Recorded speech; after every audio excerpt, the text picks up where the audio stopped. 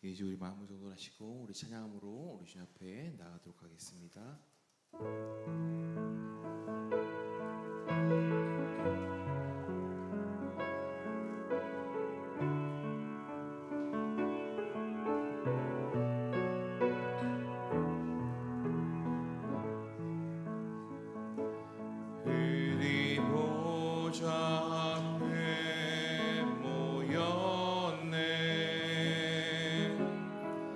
함께 주를 찬양하며 하나님의 사랑 그 아들 주셨네. 그의 피로 흘린 구원 받았네. 십자가에서 쏟으신 그 사랑 강같이 온 땅에 흘러 각 나라와 족속 백성 방언에서 구원 받고 주 경배 드리네. 그 원하심이 보좌에 앉으신 우리 하나님과 어린 양께 있도다. 그 원하심이 보좌에 앉으신 우리 하나님과 어린 양께 있도다. 우리 다시 한번 찬양합니다. 우리 보좌 앞에 우리 보좌 앞에 모였네. 함께 주를 찬양하며 하나님의 사랑 그 아들 주셨네. 그의 피로 흘린 구원 받았네. 십자가에서 쏟으신 그 사랑 강같이 온 땅에 흘러 각 나라와 족속 백성 방언에서 구원 받고 주 경배 드리네. 그 원하심이 보좌에 앉으신 우리 하나님과 어린 양께 있도다. 그 원하심이 보좌에 앉으신 우리 하나님과 어린 양께 있도다.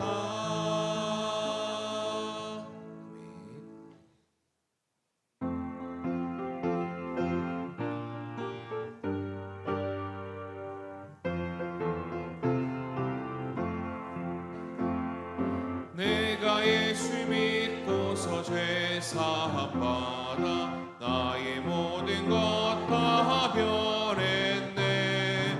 지금 내가 가는 길 천국 길이요 주의 피로 내 죄가 씻겼네. 나의 모든 것 변하고 그 피로 구속 받았네. 하나님은 나의 구원 되시오니 내게 정죄함 없겠네. 주님 밝은 빛 되사 어둠에 치니 나의 모든 것 다 변했네. 지금 내가 주 앞에 온전케 되매 주의 공로를 해지함일세. 나의 모든 것 변하고 그 피로 구속 받았네. 하나님은 나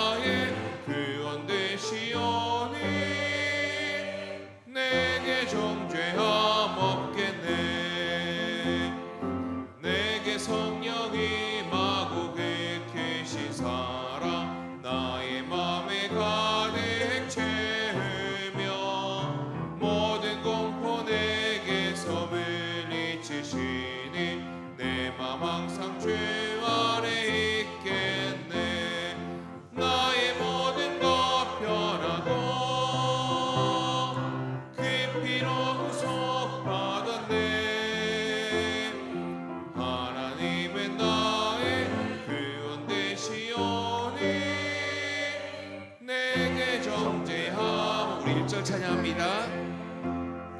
내가 예수 믿고서 죄 사함 받아 나의 모든 것 다 변했네.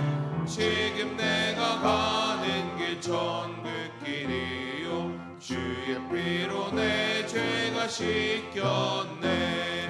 나의 모든 것 변하고 그 피로 구속받았네. 하나님은 나의 구원 되시오니 내게 정죄함 없겠네. 다 함께 일어나셔서 완전하신 나의 주 찬양하겠습니다.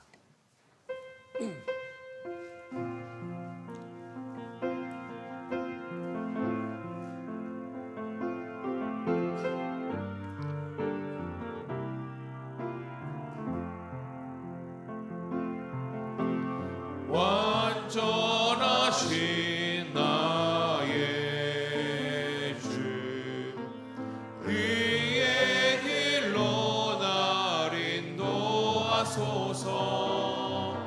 행하신 모든 일 주님의 영광 다 경배합니다.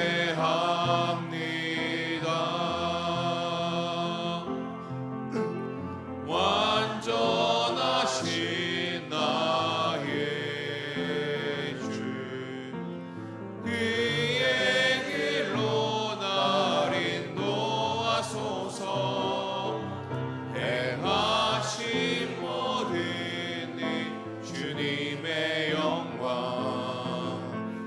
다 경배합니다. 예배합니다. 찬양합니다. 주님만 날 다스리소서. 예배합니다. 찬양합니다. 주님 홀로 높임 받으소서. 예배합니다. 찬양합니다. 주님만 날 다스리소서. 예배합니다. 찬양합니다. 주님 홀로 높임 받으소서.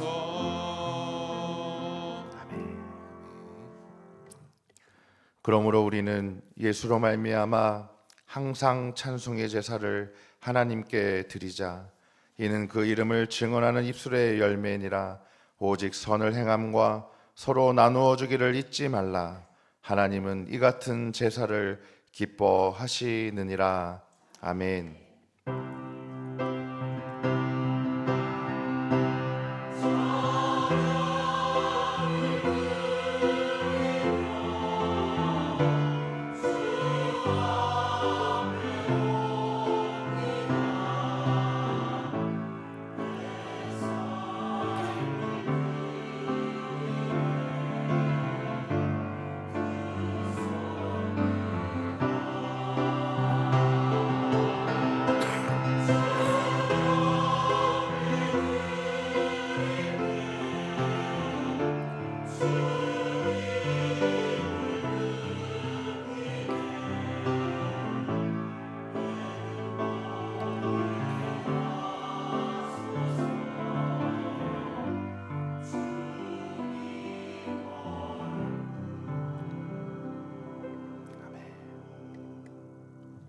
다 함께 찬송가 73장 찬양하시겠습니다.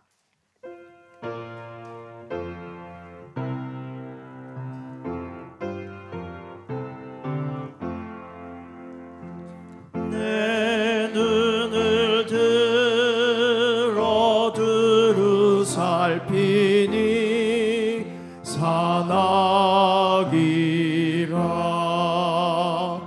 날 돕는 구원 어디서 오나 그 어디서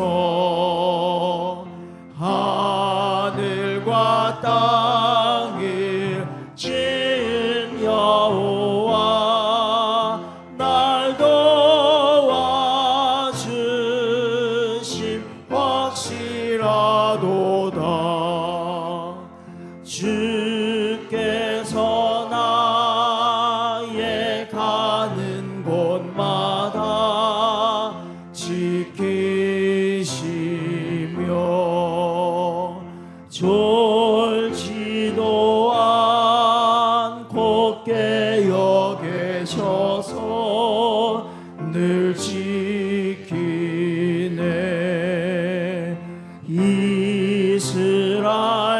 이스라엘을 지키시는 이 쉬지도 않고 살펴주시네. 여호와 나의 보호자시니 늘 지키며 오른팔 들어 보호하시고 그늘 되네. 낮에는 내가 상치 못하며 또 밤에 달이 해치 못하네. 여호와 나의 영혼 지키사 돌보시며 내 모든 죄를 사해 주시고 늘 지키네.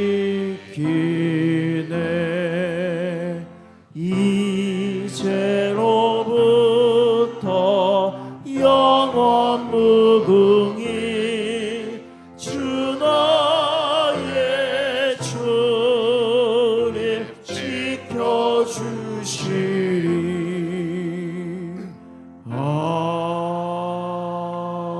아멘.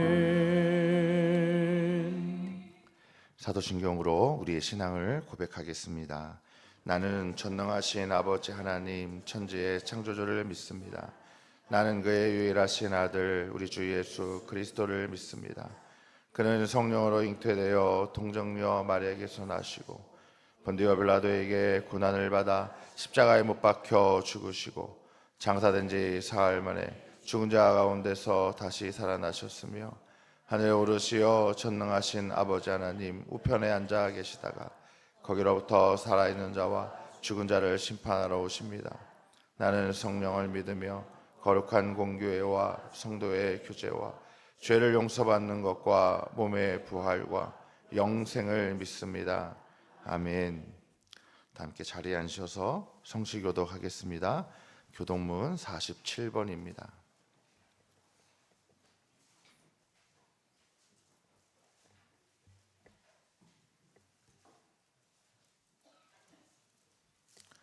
여호와께 감사하고 그의 이름을 불러 아뢰며 그가 하는 일을 만민 중에 알게 할지어다.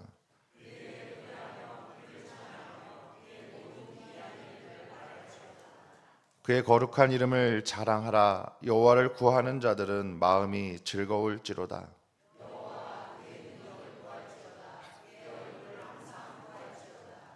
그의 종 아브라함의 후손 곧 택하신 야곱의 자손 너희는 그가 행하신 기적과 그의 이적과 그의 입의 판단을 기억할지어다.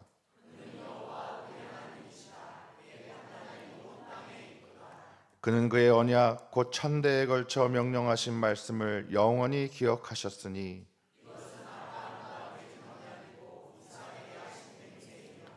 야곱에게 세우신 율례 곧 이스라엘에게 하신 영원한 언약이라.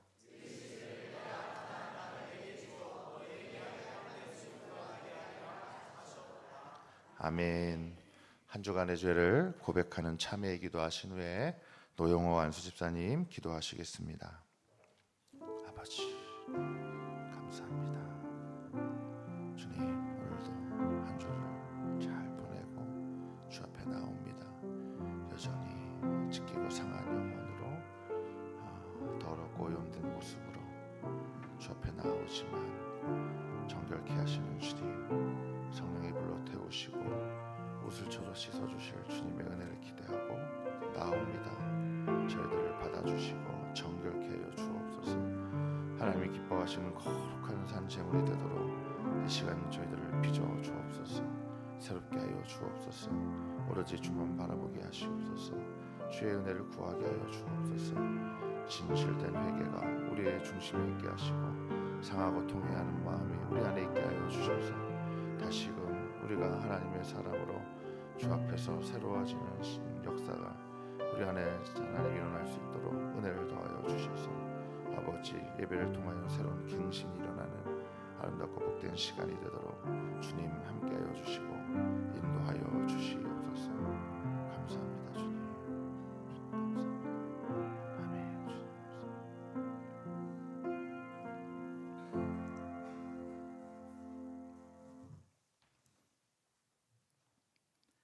사랑하는 주님, 정말 감사합니다. 이렇게 주님의 전에 모여 함께 예배할 수 있게 하시니 너무나 감사를 드립니다.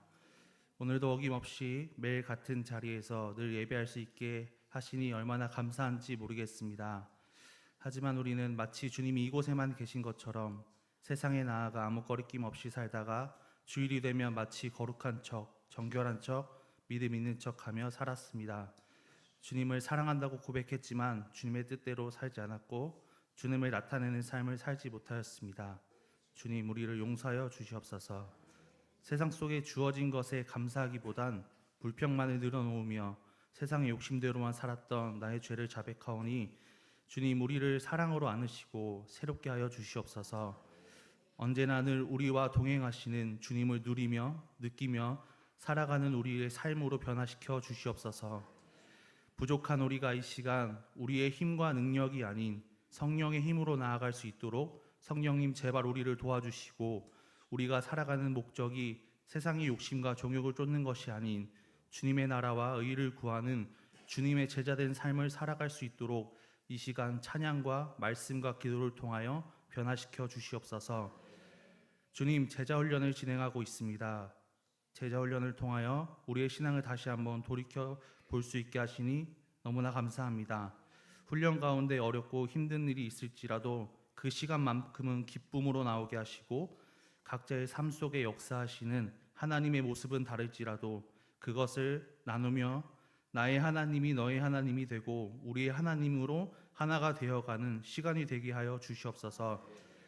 주님이 나를 사랑하느냐고 물어보시면 한치의 망설임도 없이 주님을 사랑을 고백하게 하시고 늘 언제나 어떤 모습이든 우리가 항상 같은 자리에서 주님 오심을 기다리는 거룩한 신부로 살아갈 수 있도록 우리를 도와주시옵소서. 주님, 세상이 너무나 어지럽고 혼란스러운 가운데 있습니다. 하루빨리 주님께서 원하시는 방법으로 평화가 찾아올 수 있게 해 주시옵소서. 주님을 경외하는 자들이 많아지게 하시고 주님의 사랑으로 이 세상을 통치할 수 있도록 해 주시옵소서. 말씀을 선포하시는 주님의 종에게 건강과 지혜를 더하여 주시고 듣는 우리가 변화되는 이 역사의 시간이 될 수 있도록 도와주시옵소서. 시온 찬양대의 찬양을 통하여 주님께 더욱더 가까이 나아가고 예배할 수 있도록 해 주시옵고 그렇게 하실 주님을 기대하며 지금도 여기 계시고 우리에게 늘 말씀해 주시고 우리의 삶에 살아 역사하시는 예수 그리스도의 이름으로 기도하였습니다.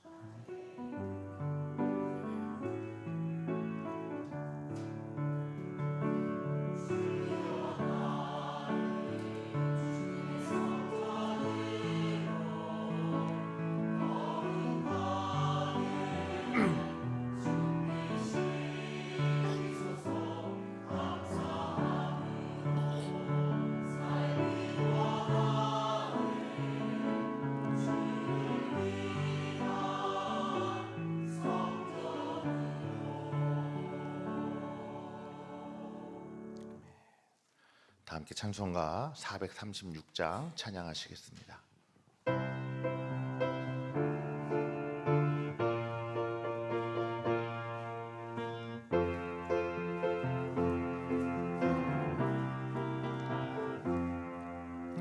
나 이제 주님의 새 생명 얻은 몸 옛 것은 지나고 새 사람이로다. 그 생명 내 맘에 강같이 흐르고 그 사람 내게서 해같이 빛난다. 영생을 누리며 주 안에 살리라. 오늘 살리라. 주 안에 감추인 새 생명 얻으니 이전에 줬던 것 이제는 값없다. 하늘의 은혜와 평화를 맛보니 찬송과 기도로 주 함께 살리라. 영생을 누리며 주 안에 살리라. 오늘도 내일도 주 함께 살리라. 산천도 초목도 새 것이 되었고 죄인도 원수도 친구로 변한다. 새 생명 얻은 자 영생을 누리니 주님을 모신 맘 새 하늘이로다. 영생을 누리며 주 안에 살리라. 오늘도 내일도 주 함께 살리라. 주 따라가는 길 험하고 멀어도 찬송을 부르며 뒤따라가리라. 나 주를 모시고 영원히 살리라. 날마다 섬기며 주 함께 살리라. 영생을 누리며 주 안에 살리라. 오늘도 내일도 주 함께 살리라. 오늘 하나님께서 우리에게 주시는 말씀은 로마서 12장 1절에서 2절의 말씀입니다. 신약성경 로마서 12장 1절에서 2절의 말씀은 제가 가진 성경으로 신약성경 256면에 있습니다.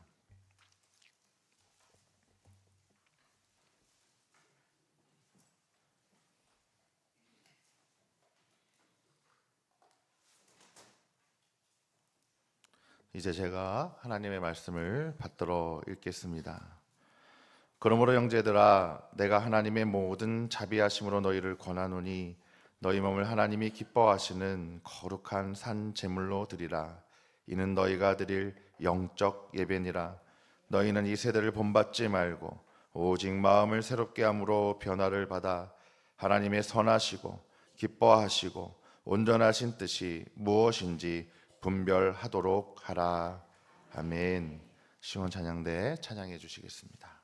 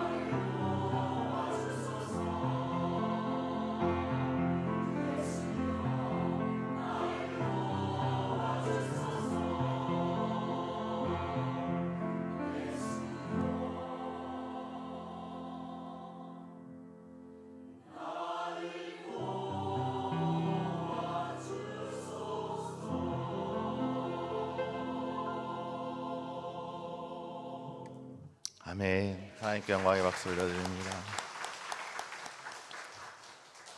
찬양을 듣는데 와, 진짜 진솔한 찬양이구나.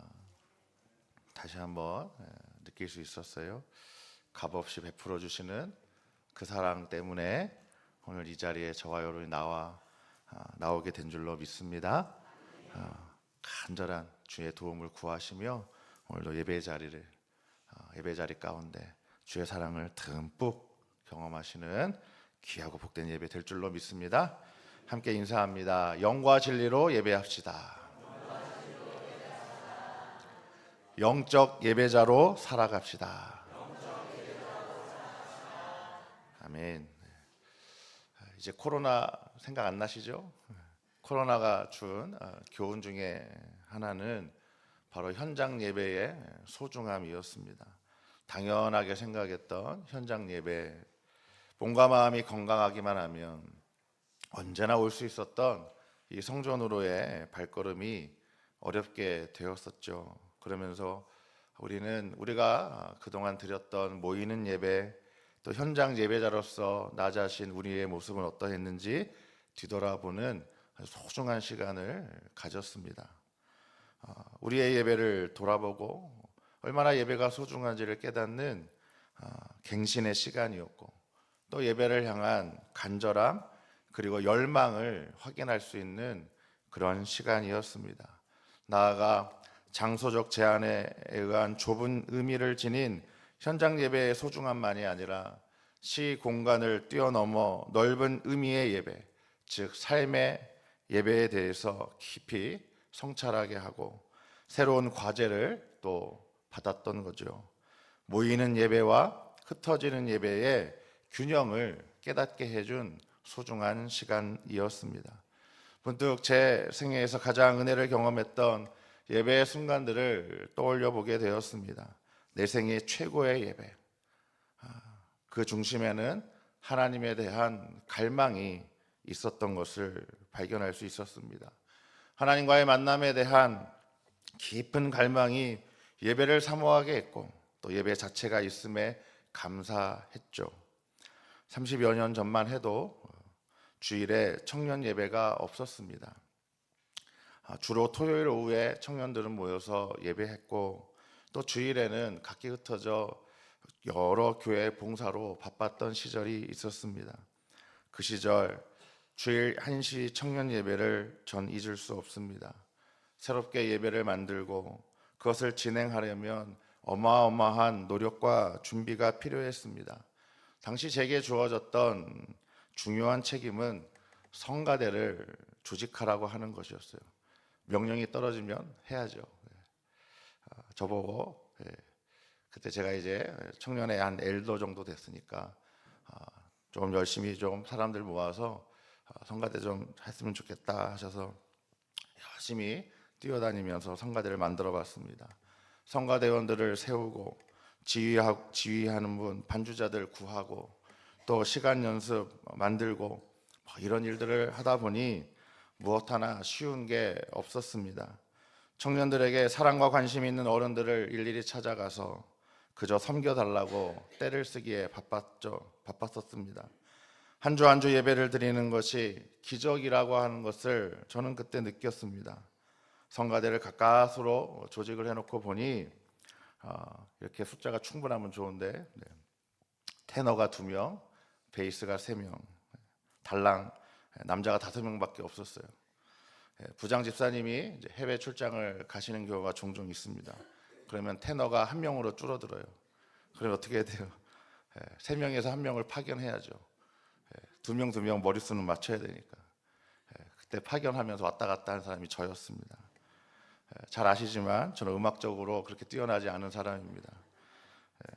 음악적 측면으로 본다면 낙제점이었을 텐데, 제가 여태껏 불렀던 찬양 중에 가장 제 마음에 깊은 곳에 감동이 남아있는 찬양의 순간은 그때 그렇게 어렵게 성가대 찬양을 했던 순간이었습니다.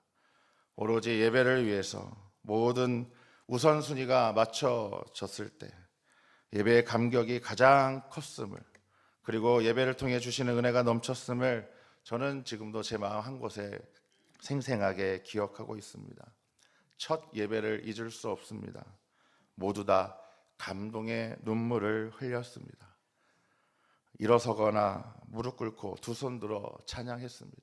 기도하시는 장로님, 바늘질로도 눈물 안 흘리고 그런 분인데 그분이 우시는 거 처음 봤던 그 기억이 납니다. 여러분, 예배를 뜻하는 히브리어 아바드와 샤하라고 하는 말은 섬기다, 부복하다라고 하는 뜻입니다. 헬라어로는 프로스퀴네오라고 하는 말인데 또 경배하다, 받들어 섬기다라고 하는 의미입니다. 오늘 오후에 또 우리 제자 훈련하면서 다시 또 살펴보기로 하겠습니다. 두 단어 다 모두 종이 주인을 섬길 때 사용했던 단어들입니다. 영어로 또 예배를 표현하면 worship이라고 하죠. 이 말은 두 단어가 합성되어 있는 단어입니다. 가치라고 하는 월스와 신분이라고 하는 쉽이 만나서 이루어진 단어이죠. 즉 최상의 존경과 존귀를 받을 만한 가치가 있는 분께 드리는 행위라는 뜻입니다. 한마디로 예배는 하나님께 최상의 가치를 돌려드리는 것입니다. 인간이 하나님께 최상의 가치를 돌려드릴 때 인간은 사라지고 하나님만 드러나게 되면 예배를 뜻하는 모든 단어가 갖는 동일한 의미입니다. 오늘은 하나님을 기쁘시게 6번째 시간, 하나님과의 만남 예배입니다. 말씀과 기도와 찬양이 울려 퍼지는 현장이 곧 예배입니다. 예배를 통해 하나님과의 만남이 이루어집니다. 여러분 꼭 하나님 만나고 돌아가시기를 축복합니다. 요한복음 4장을 보면 사마리아 여인의 만남의 이야기가 실려져 있죠. 그래서 요한복음 4장을 예배의 교과서라고도 부르고요, 예배의 정수가 담겨 있는 그러한 장이다라고도 부릅니다. 예수님은 이 사마리아 여인과의 만남을 통해서 참된 예배가 무엇인지를 알려주고 계세요. 참되게 예배하는 자가 또 어떻게 변화되고 그렇게 살아가는지 이 여인을 통해서 예수님은 잘 우리들에게 보여주고 계십니다. 사마리아 여인은 소외된 삶을 살아가는 여인이었습니다. 사람들의 시선을 피해서 아무도 오지 않는 시간을 선택해서 물을 기르러 우물가에 나갔었습니다. 그 우물가에서 예수님은 정말 뜻하지 않는 만남을 갖게 되었죠. 그 만남을 통해 표면적으로 물을 기르러 오는 그러한 갈증의 문제로 시작을 했지만 결국은 그 여인 인간 내면에 있는 영적 갈증의 문제, 심층적인 그 갈증의 문제를 대면하도록 인도해 줍니다.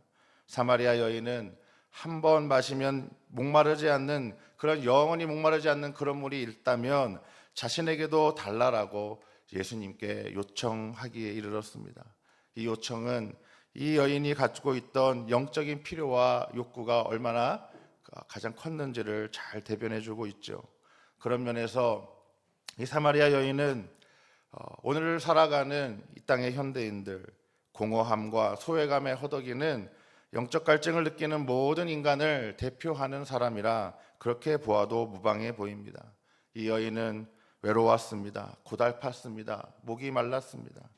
그녀의 영적 갈증은 그런데 안타깝게도 남자를 향한 애정으로 잘못 표출이 되어서 현재 6번째 남자와 동거하게 되는 아주 기구한 별난 개인사를 만들어내었던 거죠.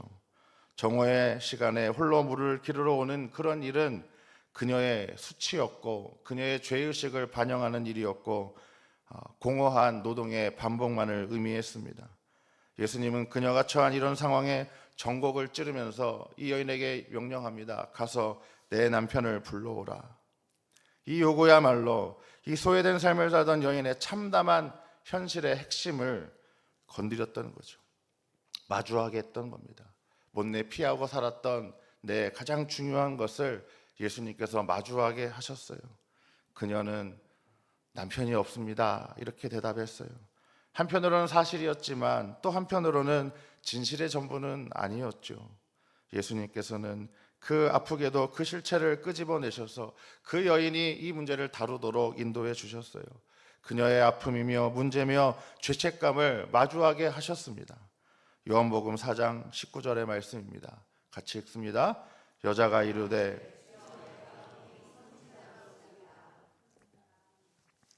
예수님을 만난 이 여인은 신비의 경의를 감지했던 거예요. 예수님은 인간과 사물을 꿰뚫어보는 선지자가 분명하구나 라고 생각을 했습니다. 결국 이 여인이 처한 가슴 아픈 현실의 삶은 어떻게 바뀔 수 있었을까요? 하나님과의 올바른 관계를 통해서만 새롭게 정립될 수 있다라고 하는 것을 이 예수님의 만남을 통해 이 여인이 깨닫게 되었던 겁니다. 마치 모든 인간의 궁금증을 대변하듯 인간이라고 한다면 누구나 가진 궁극적 인생에 관한 그 질문으로 말씀은 계속해서 이어져 갑니다. 그래서 이 여인이 이제 예수님께 묻습니다. 그러면 그런 하나님을 만나려면 과연 어디에 가서 예배해야 합니까? 라고 이야기합니다. 그 예배의 장소로서 성전의 위치에 대한 당시의 사마리아와 유대인 간에 있었던 이견에 대해서 그 문제를 제시합니다. 끄집어냅니다. 내 삶의 문제를 제대로 풀려면 하나님 만나야 되겠는데 이제 당신을 만나보니까 하나님 만나야 이 문제가 제대로 다시 바뀔 텐데 그러면 어디에 가서 예배하는 게 맞습니까? 여인이 묻습니다. 사마리아 조상들은 저 그리심산에 가야 한다라고 말하고 저 유대인들은 예루살렘에 가야 한다라고 하는데 어디로 가야 됩니까? 예수님께 묻습니다. 예수님은 그러한 장소 중심의 질문 자체가 잘못되었다라고 이 여인에게 가르쳐 주십니다. 중요한 것은 예배 자체다. 그리고 예배자와 하나님과의 올바른 관계 양식이다라고 이야기합니다. 그러면서 예배에서 관건이 되는 것은 장소가 아니라 바로 성령과 진리라고 분명하게 얘기하십니다. 요한복음에서의 진리는 예수님을 말씀합니다. 또 그의 십자가의 달리심을 의미합니다. 그래서 성령과 진리 안에 있음은 결국 십자가 기독교의 복음의 정수를 뜻하는 거죠. 요한복음 4장 24절 우리 같이 함께 읽어봅니다. 하나님은 영이시니 예배하는 자가 영과 진리로 예배할지라. 하나님께서는 예수님으로 열리는 이 새 시대의 이 십자가 복음을 통해서 예배를 받으시는 분입니다. 그러하게 민족의 문제도 장소의 문제도 아닙니다. 어떤 민족 누구라도 어떤 장소에서든지 이 복음 안에서 예배한다면 하나님께로 나아가 이 예수님을 통하여 예배한다면 하나님은 그 예배자와 또 예배를 받으신다라고 말씀하는 거죠. 또한 하나님은 성령과 진리 안에서 참되게 예배하는 자를 찾으신다 말씀합니다. 그렇다면 성령과 진리 안에서 참되게 예배한다라고 하는 건 구체적으로 또 어떤 의미가 담겨 있는 걸까요? 성령과 진리로 드리는 예배는 하나님의 성령이 우리의 영을 이끌어 가신다는 거예요. 하나님의 성령의 이끌림을 받는 예배입니다. 그리고 우리의 삶이 하나님과 진실하게 일치하는 것으로 나타나는 드려지는 예배입니다. 참된 예배자는 그 영이 하나님의 영에 이끌리고 그 삶이 하나님의 말씀에 충실하게 견인되는 사람을 의미합니다. 우리의 영은 하나님의 성령에 이끌리는 접촉점입니다. 하나님의 영이 우리의 영에 감화를 일으켜 주시면 예수님처럼 자기 부인의 능력이 향상됩니다. 그래서 여러분 영성이 있다라고 하는 말은요, 성령의 감화 감동을 잘 받는다라고 하는 다른 표현입니다. 성령의 지시에 민감하고 민첩하게 순종하는 것, 그것이 바로 영성이라는 거죠. 성령으로 예배드린다라고 하는 것은 그래서 하나님과의 의사소통을 잘할 수 있는 수준으로 우리가 영적인 감수성을 갖춘다라고 하는 것을 말합니다. 진리는 그럼 무엇일까요? 인격적인 견고함을 의미합니다. 예수님이 진리라고 하는 말의 의미는 어제와 오늘과 내일이 같은 인격을 가진 그런 존재라고 하는 뜻입니다.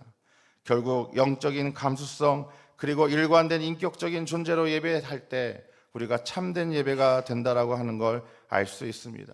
조금 더 쉽게 풀어본다면 성령의 감동하기를 잘하는 마음, 과연 우리의 마음이 성령의 감동하기를 잘하는 마음인지를 살펴보시고 또 예수님을 따라서 자기 십자가를 지고 자기 부인을 잘하는 그런 감수성으로 내가 예배를 드리고 있는가를 살펴보시라는 거죠.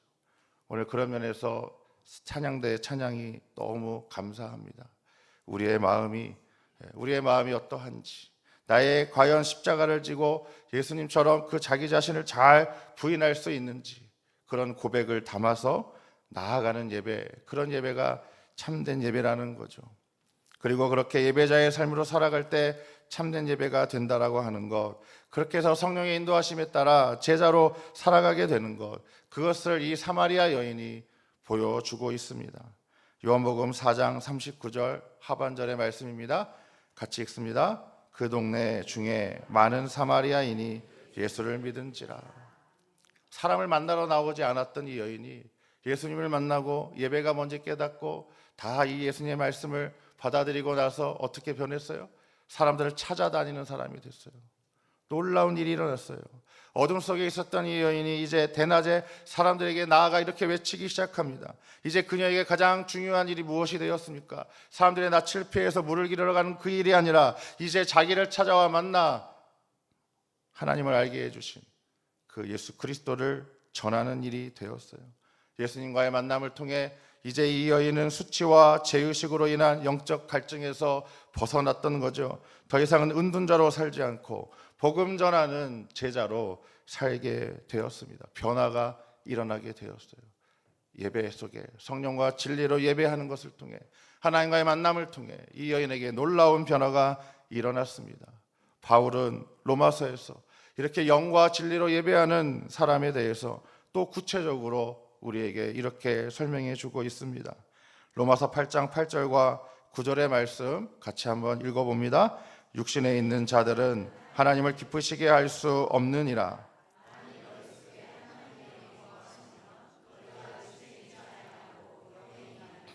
누구든지 그리스도의 영이 없으면 그리스도의 사람이 아니라. 우리 새 한글 성경으로도 함께 읽어봅니다. 육신에 사로잡혀 있는 사람들은 하나님 마음에 들 수 없습니다. 그런데 여러분은 육신에 사로잡혀 있지 않고 성령님 안에 있습니다. 하나님의 영이 여러분 안에 자리 잡고 살고 계시다면 말입니다. 하지만 누구든 그리스도의 영이 없으면 이런 사람은 그리스도의 사람이 아닙니다. 자기 부인의 영성, 그것은 육신의 생각을 따르는 것과 함께 할 수 없다라고 바울은 단언하고 있어요. 왜요? 육신의 생각은 사망이고 영의 생각은 생명과 평안이기에 그렇죠. 육신의 마음을 두면 하나님과 맞서 원수가 된다라고 바울은 말합니다.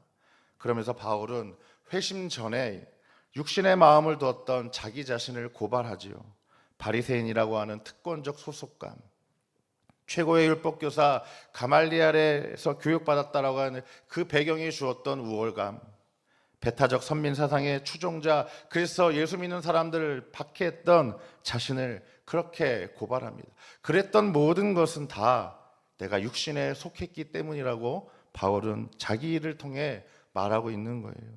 그래서 한결같이 그리스도 예수 외에는 자랑할 것이 없어야 됩니다. 또 없어야 됩니다. 라고 목 놓아 외쳤던 거예요. 여러분, 요즘 새벽에 어디를 읽고 있어요? 저희들이 고린도전서 말씀을 읽고 있죠. 똑같지 않습니까? 자기 지식을 자랑하는 사람, 자기 문벌을 자랑하는 사람, 자기 지위를 자랑하는 사람들을 향해서 바울이 뭐라고 얘기하던가요? 그런 높아지고자 하는 세속적 경쟁에 사로잡힌 이들이 만든 분열과 다툼을 해결할 방법은, 그 유일한 방법은 오직 십자가의 지혜밖에 없다고 그렇게 강조하고 있습니다. 그런데 그 십자가의 복음은 성령을 통해서만 깨닫게 된다고 말해요. 그래서 영과 진리로 예배하는 자가 진실로 바른 믿음을 가진 그리스도인일 수밖에 없는 거예요.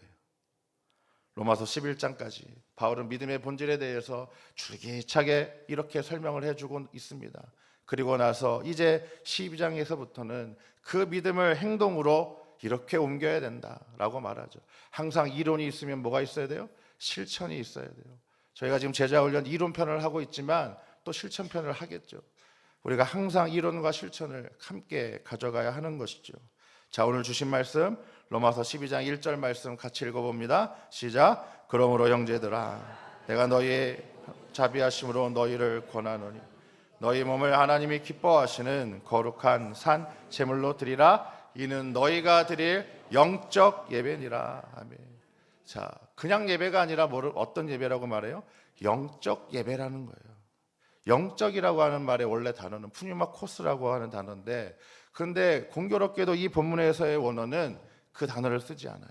뭐라고 쓰냐면 로기코스라고 하는 단어를 씁니다. 성령의라고 하는 단어가 아니라 로기코스. 자, 이 단어의 의미는 합리성, 어리석지 않음, 옳음이라고 하는 뜻이에요. 여러분 성경책을 한번 여러분 성경책을 보시면 거기에 각주가 달려져 있죠. 한번 따라가 보실래요? 뭐라고 되어 있습니까? 합당한이라고 되어 있어요. 합당한. 영적이란 말을 합당한이라고 하는 말로 설명하고 있어요. 그러니 합당한 예배라는 거죠. 어떤 예배가 합당한 예배라는 겁니까? 로마서 1장 21절입니다. 하나님을 알되 하나님을 영화롭게도 아니하며 감사하지도 아니하고 오히려 그 생각이 허망하여지며 미련한 마음이 어두워졌나니. 하나님을 아는데도 어떻게 한다는 거예요? 그 하나님을 영화롭게도 안 해요. 감사하지도 않아요. 오히려 그 생각이 허망해졌어요. 미련한 마음이 어두워졌어요. 이렇게 예배하는 것, 어리석은 예배라는 거예요. 이렇게 예배하는 게 누구를 향한 예배예요? 자기 자신을 향한 예배라는 거예요. 거짓 예배라고 하는 거죠. 그러니 이런 예배와 구별하기 위해서 바울은 이런 예배가 아니라 합당한 예배를 드려라. 그 예배는 로기코스한 예배다. 영적 예배다라고 표현하는 거예요. 영적 예배는 하나님을 향해서 참된 예배를 드리라는 겁니다. 진정한 예배를 드리라는 겁니다. 합당한 예배를 드리라고 하는 겁니다. 그런데 이 로기코스라고 하는 말에 숨겨져 있는 또 하나의 중요한 의미가 있어요. 이 말은 로고스에서 나온 말이에요. 로고스. 로고스란 말은 언어, 말, 성경 말씀이라는 뜻인데 바로 신약에서는 로고스 하면 예수님을 뜻합니다. 요한복음 1장 14절 말씀입니다. 같이 읽습니다. 말씀이 육신이 되어 우리 가운데 거하시매 우리가 그의 영광을 보니 아버지 독생자의 영광이요 은혜와 진리가 충만하더라. 아멘. 로마서 8장에서는 성령에 따르는 예배를 드려야 한다고 말했다면 이 로기코스라고 하는 단어, 영적 예배라고 하는 단어를 통해서는 바울은 예수님을 이야기하고 있는 거예요. 예수님과 함께하는 예배. 그래서 말씀을 잘 분별하고 말씀으로 그렇게 예배하라라고 우리에게 들려주고 있는 거죠. 진리이신 예수님을 통해 드리는 영적 예배를 오늘 말씀은 몸을 하나님이 기뻐하시는 거룩한 산 제물로 드리는 것으로 설명하고 있어요. 마음이 아니라 몸이라는 거예요. 몸. 이제 마음뿐만 아니라 몸까지도 그렇게 제대로 예배하라라고 말합니다. 첫째, 하나님이 기뻐하시는 몸으로 예배하라고 이야기합니다. 헬라어로 이 말씀의 의미를 보면 하나님이 원하시는 몸입니다. 하나님의 마음과 일치하는 몸이라고 하는 뜻이에요. 내 보기에 멋진 몸에라는 것이 아니에요. 얼마나 많은 사람들이 보기에 멋진 몸을 유지하려고 얼마나 많은 노력을 합니까? 그러나 아무리 출중한 외모를 가진다 해도 그 속마음 중심이 바르지 않는 상태의 몸은 하나님이 기뻐하시지 않습니다. 그러니 여러분, 겉으로 잘생기고 예쁜 몸, 근육질 몸이 아니라 하나님의 형상이 드러나는 그런 몸을 가지시기를 바랍니다. 몸을 소중하게 여기지 않고 정욕을 채우기 위해서 함부로 사용하는 것을 경계해야 하겠습니다. 둘째는 거룩한 몸이죠. 거룩한 몸이라고 하는 건 구약의 제사에서 하나님께 구별하여 드리는 몸에 흠이 없는 양이나 소 등의 제물을 뜻합니다. 거룩한 제물은 곧 이스라엘 백성이 하나님 앞에서 거룩해야 한다라고 하는 것을 의미합니다. 뭐라고 말씀하셨어요? 내가 거룩하니 너희도 거룩하라. 레위기의 말씀이죠. 결국 거룩함이란 하나님을 닮아가는 것이에요. 보이지 않는 하나님을 닮아간다는 건 결국 이 땅에 오신 하나님, 바로 예수님을 닮는 것을 말하죠. 그래서 말씀을 열심히 봐야 되는 거예요. 말씀에서 예수님이 어떤 모습이셨는지 그 말씀을 잘 따라가는 거죠. 사랑하는 부부가 시간이 갈수록 친밀한 교제를 통해 서로 닮아가는 것처럼 우리의 신앙의 연수가 더해갈수록 누구를 닮아가야 됩니까? 예수님을 닮아가야 되겠습니다. 여러분, 노년의 가장 좋은 칭찬 중에 하나는요, 부부가 서로 닮았다라고 하는 것이 아닐까, 저는 그렇게 생각해요. 마찬가지로 그리스도인에게 가장 좋은 칭찬은 뭡니까? 예수님 닮아가는 것 같다. 예수님 모습이 난다. 예수님의 향기가 납니다. 예수님의 모습이 드러납니다. 라는 뜻 아니겠습니까? 십자가 사랑은 하나님 사랑, 이웃 사랑이 조화를 이루어야 한다라고 그렇게 말씀하죠. 내 이웃을 어떻게 해요? 내 몸과 같이 사랑하라라고 하는 말씀을 통해서 우리는 나와 이웃을 같은 기준으로 바라볼 것, 곧 하나님의 형상으로 대하라고 하는 것을 알 수 있어요. 결국 그렇다면 나와 이웃과 하나님이 삼각형의 아름다운 균형 안에서 거룩한 몸으로 서로 그렇게 사랑해야 한다라고 하는 것을 우리는 또 깨닫게 됩니다. 세 번째, 살아있는 제물로서의 몸으로 드리라라고 말합니다. 산 제물은 구약의 제사에서 하나님께 바치는 제물을 의미합니다. 제물은 반드시 죽은 제물이 아니라 살아있는 제물을 드려야 합니다. 산 제물이 죄인 대신 죽어 태워지는 것이 구약의 희생 제사입니다. 그 희생 제물로 인해서 죽어야 할 죄인이 살아있게 되는 것을 의미하는 거예요. 로마서 6장 11절 말씀입니다. 같이 읽어봅니다. 이와 같이 너희도 너희 자신을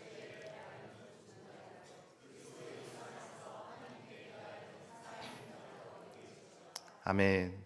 그러니 무슨 뜻이에요? 산 제물이란 예수님께서 나를 살리시기 위해 돌아가셨음을 기억하라라고 하는 뜻이죠.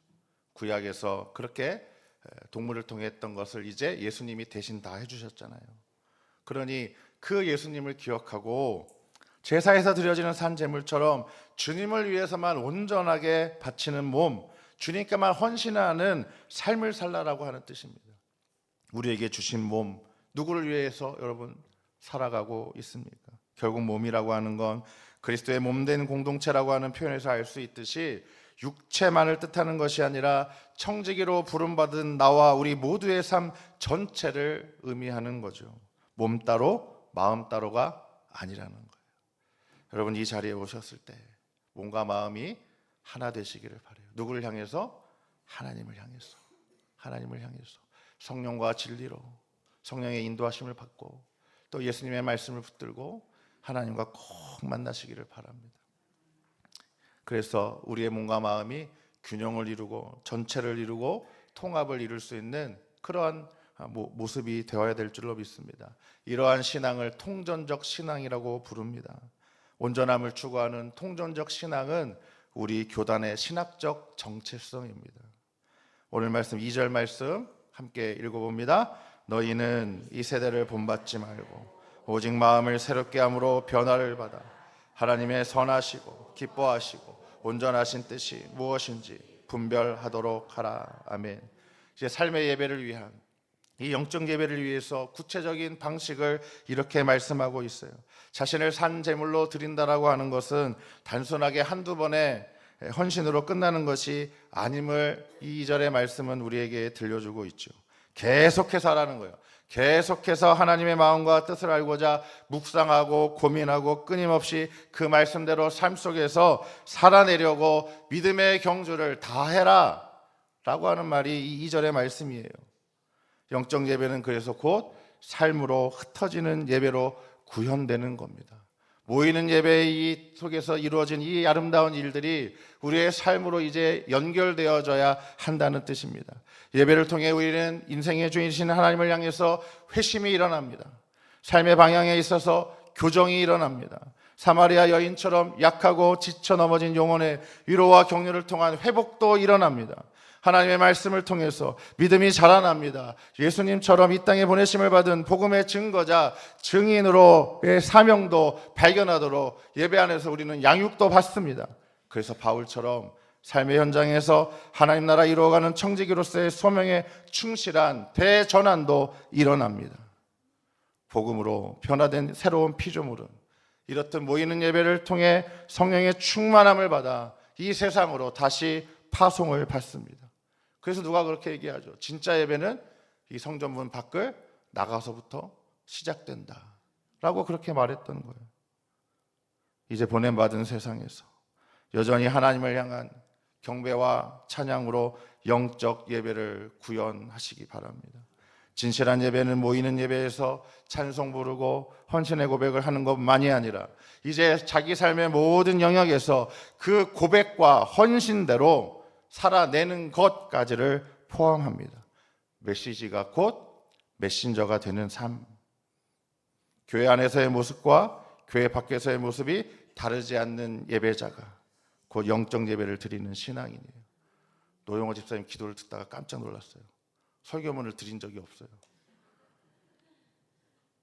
그 기도를 제가 듣는데 오늘 설교 다 안 해도 되겠다.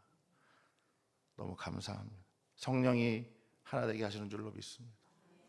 삶에서의 예배 똑같이 우리가 모이는 예배 속에서 느끼는 감동대로 여러분 그렇게 여러분 살아가시기를 바랍니다. 코람데오라는 말이 있죠. 하나님 앞에서 매 순간 하나님 앞에서 오늘을 살아가는 예배자가 되세요. 매 순간 하나님의 선함과 기쁨, 온전함이 담긴 뜻을 분별하는 예배자가 되십시오. 삶의 모든 일상이 하나님을 만나는 예배의 자리입니다. 세상의 분주함에 마음을 뺏기지 마시고 가정과 일터에서 보내는 그 평범한 일상 속에서 다 맡기시고 다 내어드리시면서 그래서 토기장이신 하나님의 손에 신실한 예배자로 그렇게 아름답게 빚어져 가게 되시기를 기대하고 또 소원합니다. 기도하겠습니다. 예배받기에 합당한 유일하신 하나님, 오늘도 소중한 만남의 자리로 불러주시니 감사합니다. 영과 진리로 예배하게 하옵소서. 성령의 이끄심과 진리의 말씀으로 만나 주옵소서. 하나님이 기뻐하시는 거룩한 살아있는 영적 예배자가 되게 하옵소서.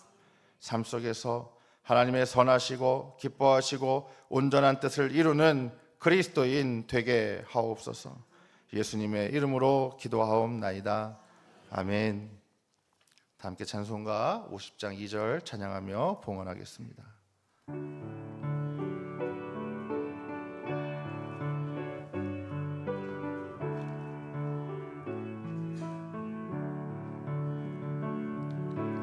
내게 있는 모든 것을 겸손하게 드리네.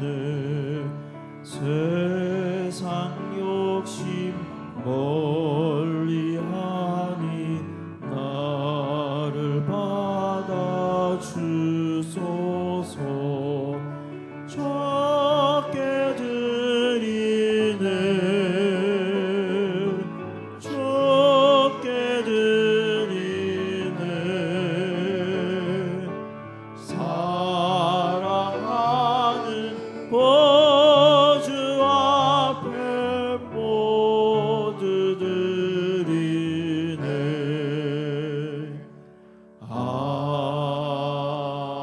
아멘. 사랑의 하나님, 생명의 호흡, 기도를 쉬지 않고 하나님의 뜻 구하며 살게 하시니 감사합니다. 때를 따라 돌보시고 입히시는 주님의 은혜에 감사하며 온 마음과 정성 담아 이 시간 예물 드립니다. 녹록하지 않은 삶 속에서도 주신 소명에 감사하며 허락하신 것 중에 일부를 구별하여 주님께 올려드리오니 기쁘게 받아 주옵소서. 각각의 제목으로 감사와 헌신의 고백으로 드린 예물들 주님의 거룩한 일에 온전히 사용되게 하옵소서. 언제나 우리 삶의 주인 되시는 예수님의 이름으로 봉헌기도 드립니다. 아멘.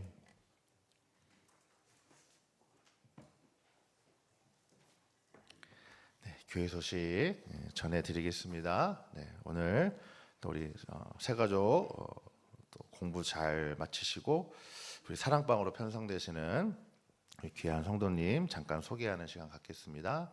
우리 이귀옥 성도님, 네, 잠깐 일어나 주시면, 네, 우리 육부 여전도회 또 사랑방으로 그렇게 또 소속하게 됐습니다. 네, 준비하신 우리 성경책 선물 잠깐 나눠드릴 때, 그럼 박수로 다시 한번 크게 환영해 주시면 감사합니다. 네. 네. 자리에 앉으셔도 되겠습니다. 감사합니다. 네. 우리 충북노회 아동부 종합 경연대회에서 지난 9일에 우리 어린이부 친구들이 엄청나게 많이 상을 받아왔어요. 그래서 2부 예배 시간에 시상을 하는 시간을 갖도록 하겠고요. 우리 1부 때는 주보로 우리 스크린으로 보시고, 야, 우리 사랑하는 자녀들이 열심히 잘 성경도 암송하고 성경도 잘 공부하고 장로의 장학금도 누가 받았더라고요. 보니까 찬양도 잘하고 동화도 잘 부르고 그림도 예쁘게 잘 그리고 재능이 많구나 여러분 생각하시고 자라나는 새싹들 위해서 계속 기도해 주시고 격려해 주시고 볼 때마다 오고오고 예쁘다. 네, 그렇게 사랑을 듬뿍 주시기를 부탁을 드립니다. 네. 다음 주일 우리 정기 당회로 모입니다. 우리 센싱 아기 놀이터 이제 이번 주에 마지막 종강 시간 같은 8주가 벌써 다 찼습니다. 잘 마무리될 수 있도록 여러분 기도해 주시기 바라고요. 우리 최효수 은퇴 권사님, 최춘하 권사님 성경 통독 해주셨고 우리 성경 통독하시는 분들은 꼭 사무실에 알려주시면 감사하겠습니다. 자, 중요한 광고 오늘부터 드립니다. 자, 은광, 자 따라합니다. 한마음 한마당 축제. 체육대회 아니에요. 네, 자 다시요. 은광 한마음 한마당 축제. 네, 자 5월 31일이 온 가족 예배 드리는 날이거든요. 그래서 올해 또 의미 있게 우리 온 교회 식구들 한 자리에 모여서 축제하려고 합니다. 잔치하려고 합니다. 그래서 일신여고 강당에서 이제 참여하지 못하신 분들은 1부에 똑같이 여기 오셔서 예배 드리시고 2부 예배부터는 어디서요? 일신여고 강당에서 예배하고 또 식사 같이 나누고 축제의 시간 갖도록 하겠습니다. 팀 배정을 이렇게 하시면 준비하셨습니다. 백팀과 흑팀으로 이렇게 나눠서 네. 자, 그런데 제가 너무 좀 이렇게 색깔이 그러니까 뭐 하나 이렇게 준비해 달라고 부탁을 드려서 아마 선물은 또 주실 것 같은데 이렇게 여러분들 어디에 소속되셨는지 잘 살펴보시고 이게 다 집에 있을 법한 색깔이어서 이렇게 정하신 것 같거든요. 그래서 여러분 어두운 계열, 밝은 계열 또 이렇게 하셔가지고 편안하게 거기 드레스 코드에 맞춰서 옷 입고 오시면 좋겠습니다. 네, 전문 사회자를 모셨다고 합니다.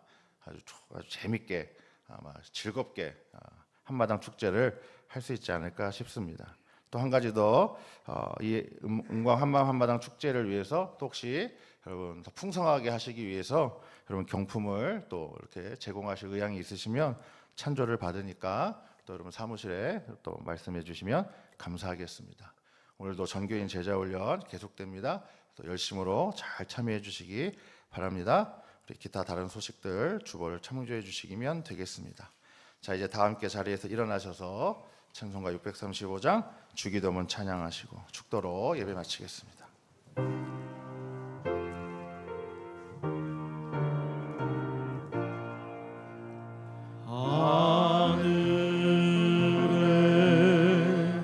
하늘에 계신 아버지 이름 거룩하사 주님 나라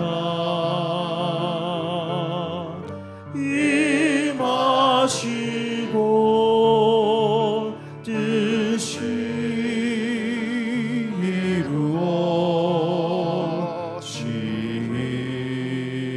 이루어지이다.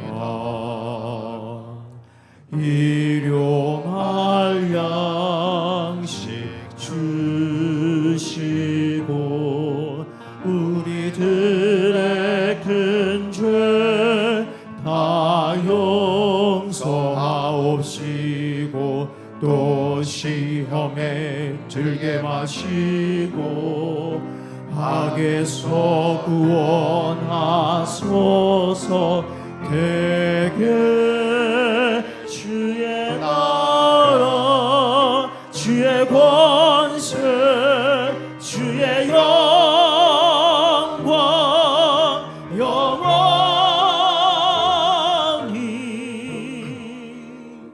아멘.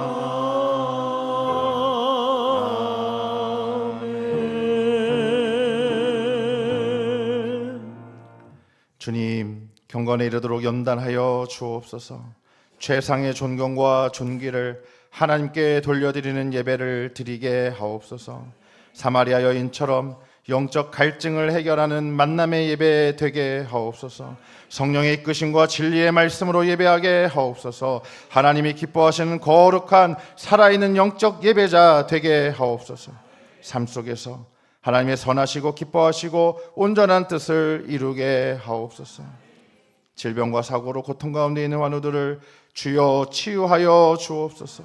마음의 고통을 겪고 낙심한 이들에게 위로와 용기를 주시옵소서. 새벽 이슬 같은 주의 청년들을 사랑하사 하나님 기뻐하시는 길로 인도해 주옵소서. 가정과 일터를 축복하사 기쁨과 행복이 가득 넘치게 하옵소서. 이 땅의 전쟁이 멈추고 평화를 되찾게 하옵소서. 사랑과 돌봄이 가득한 나라 세상 되게 하옵소서. 하나님을 기쁘시게 사람을 행복하게 세상을 아름답게 만드는 교회 되게 하여 주시옵소서.